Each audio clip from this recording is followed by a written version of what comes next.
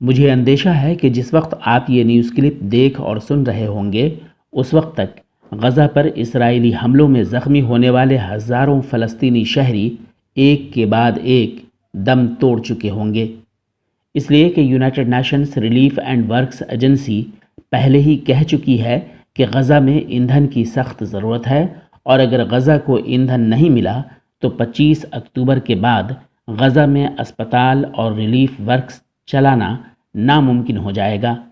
غزہ کے لیے ایندھن کی سپلائی پر یونائٹڈ نیشنز ایجنسی کے بیان کا جواب دیتے ہوئے اسرائیل کہہ چکا ہے کہ غزہ میں ایندھن کی کمی نہیں ہے، بلکہ وہاں کے فیول پر حماس نے قبضہ کر رکھا ہے۔ غزہ کے لیے ایندھن چاہیے تو حماس سے لے لیا جائے۔ خیال رہے کہ 21 اکتوبر سے غزہ میں رفتہ رفتہ امدادی سامان جا رہے ہیں، لیکن اسرائیل ایندھن نہیں لے جانے دے رہا ہے۔ ایسے میں غزہ میں بچے ہوئے کچھ اسپتالوں کا بھی بند ہو جانا اور ریلیف کے کام کا ٹھپ پڑ جانا طے ہے۔ غزہ میں فی الحال UN راحت کیمپوں میں تقریباً 6 لاکھ فلسطینی شب و روز گزار رہے ہیں۔ بغیر ایندھن کے کیمپوں میں رہ رہے لاکھوں فلسطینیوں کو زیادہ دنوں تک زندہ رکھ پانا بھی مشکل ہوگا۔ غزہ کی صورتحال یہ ہے، اور دوسری طرف دنیا کے بڑے لیڈر کہے جانے والے لوگ سیکیورٹی کونسل میں ڈیبیٹ انجام دے رہے ہیں۔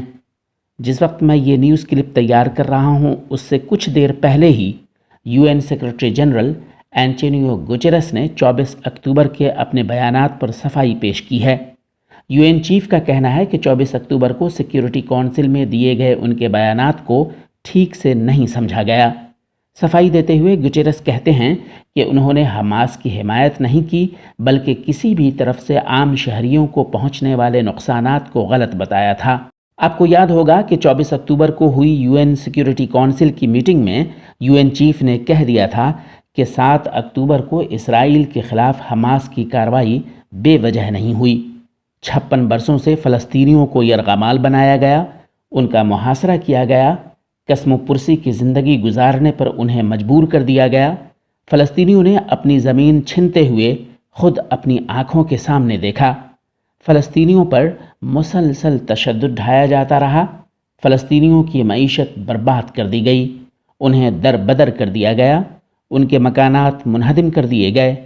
فلسطینیوں کو اب یہ امید بھی نہیں رہی کہ ان کے مسائل کا کوئی سیاسی حل نکلے گا۔ UN سیکریٹری جنرل نے مزید کہا کہ جنگ کے بھی کوئی اصول ہوتے ہیں۔ جنگ کے دوران اسپتالوں، اسکولوں اور یونائٹڈ نیشنز کی عمارتوں کا احترام کیا جانا چاہیے، اور کسی بھی طرف سے عام شہریوں کو نقصان نہیں پہنچنا چاہیے۔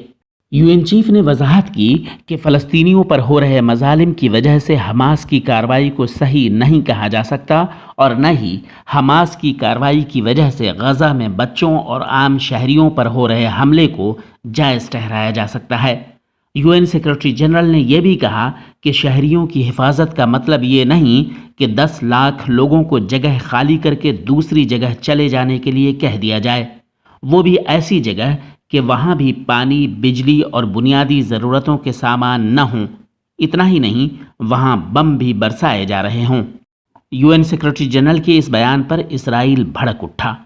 اس نے صاف طور پر کہہ دیا کہ UN secretary general Antonio Guterres Hamas کی حمایت کر رہے ہیں۔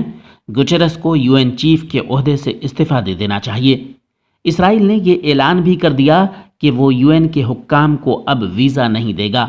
خیال رہے کہ UN سیکریٹری جنرل نے سیکیورٹی کونسل میں یہ بیان اس وقت دیا ہے جب غزہ میں UN کے پناہ گزیں کیمپ بھی اسرائیلی بموں کا نشانہ بن رہے ہیں۔ غورطلب ہے کہ 7 اکتوبر کے بعد سے اب تک UN کے راحت اور بچاؤ کے کام میں لگے ہوئے 35 اہلکار غزہ میں اسرائیلی بمباری کے دوران شہید ہو چکے ہیں۔ اب تک 6500 سے زیادہ فلسطینی شہری غزہ میں شہید ہوئے ہیں، جن میں بچوں کی کافی تعداد ہے۔ 20,000 افراد اسرائیلی حملوں میں زخمی ہو چکے ہیں۔ جہاں تک عمارتوں کے انہدام کی بات ہے تو اس پر بات ہی کرنا بیکار ہے، کیونکہ پورے غزہ میں ہر طرف ملبہ ہی ملبہ نظر آ رہا ہے۔ ادھر مغربی کنارہ میں بھی اسرائیلی فوج لگاتار فلسطینیوں پر تشدد ڈھا رہی ہے۔ 7 اکتوبر کے بعد سے اب تک مغربی کنارہ میں بھی 100 سے زیادہ فلسطینی شہری شہید ہو چکے ہیں۔ 24 اور 25 اکتوبر کے درمیان بھی مغربی کنارہ میں 3 یا 4 فلسطینی اسرائیلی فورسز کے ہاتھوں شہید کیے گئے ہیں۔